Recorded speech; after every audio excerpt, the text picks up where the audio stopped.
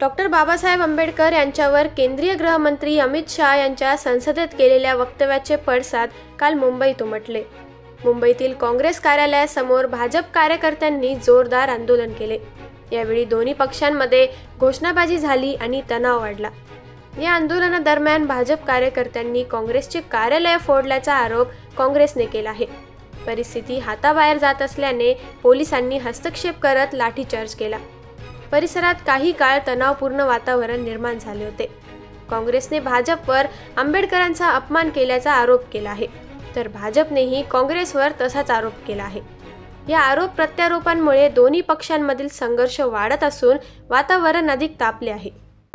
आधी आवाज आला तिथे आम्हाला तर असा आवाज आला की कोण आहे तिथे, तर असा आवाज आला आणि तोपर्यंत त्यांनी विचारलं की आणि ते पवार म्हणून होते ना आमचे कार्यकारी आता ते म्हणाले दरवाजा लावा दरवाजा लावा। आम्ही दरवाजा लावला आणि बाहेर पळायचं सांगितलं आणि ते फाड करत जोरात आपटला दरवाजा, लाथा बुक्यांनी दरवाजा तोडायचा ट्राय केला त्यांनी, तर तुटला नाही तो, पण आम्ही सगळे मागे गेलो सगळे, म्हणून आम्ही वाचलो असं काय म्हणायला हरकत नाही। ते काचे जे फुटलेले आहेत दरवाजे त्याला काय मारलं, त्याला दगड मारले की काय मारले? दगड मारला असं काय आम्ही बघितलं नाही, कारण पळा म्हणाल्यावरती आम्ही सगळे मागे गेलो। तुम्ही दरवाजा लावून मागे पळाले? मागे पळाले। काय आम्ही नाही, आमच्या कोणत्या इच्छेने ते इथे आले होते असं वाटतं तुम्हाला? काही कल्पना नाही आम्हाला। आम्ही पोलिसांना फोन करून